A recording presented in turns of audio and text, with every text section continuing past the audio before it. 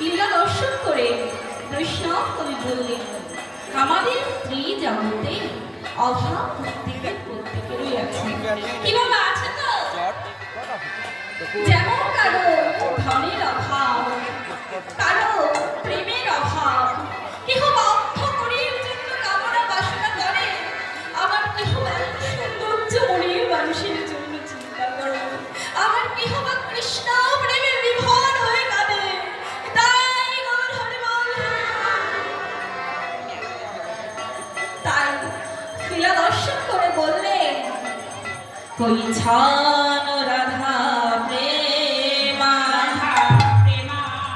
পরিচ্ছন্ন মাধুরিমা, পরিচ্ছন্ন সুব্রত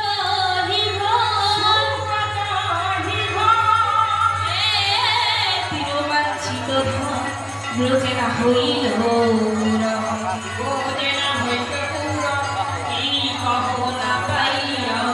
ভাবিয়া দেখি তোহারই সর্ববিনে বাঞ্ছা পূর্ণ ভাবে বিনুরি তোয়া ভাব কান্তি ভরি নদিয়াতে নদিয়াতে গহিয়া আমি নদিয়াতে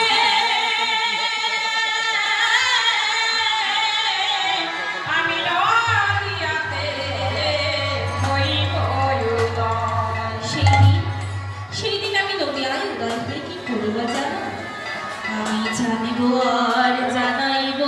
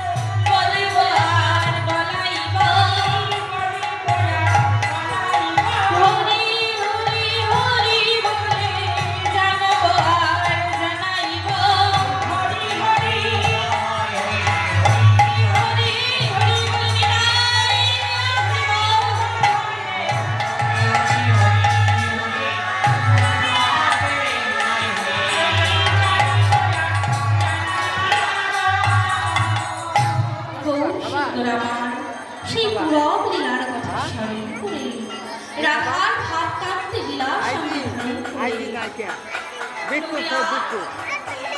কৃষ্ণ কৃষ্ণ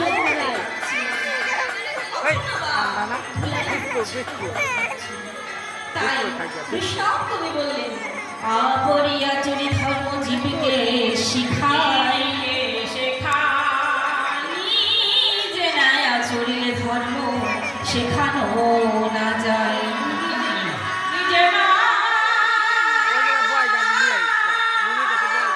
নিজে নাই আচরিলে ধর্ম জীবকে শেখানো না যায়। তাই বহু সুন্দর আমার জীবকে কৃষ্ণমুখী করবার জন্য নদিয়ার রাজপথে দাঁড়াইলে দুটি বাহু প্রসার করে দাঁড়িয়ে চাইছে। সেই লীলা দর্শন করে এক নাগরী আর এক নাগরীকে ডেকে বলছে, নাগরী রে কিসের দান চাহে আমার, কিসের দান চাহে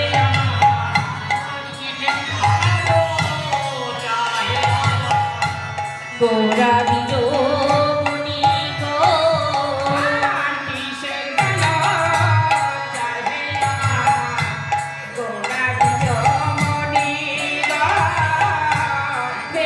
দিয়া কাকুলিয়া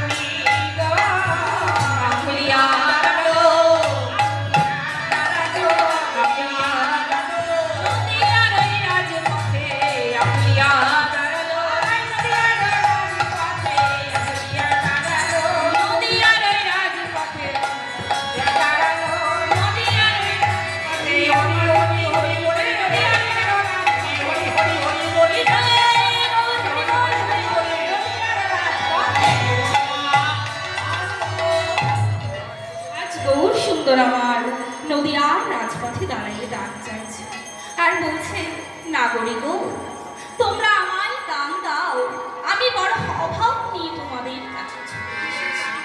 তোমরা আমাকে নৈরাশ করে ফিরাই নিও না।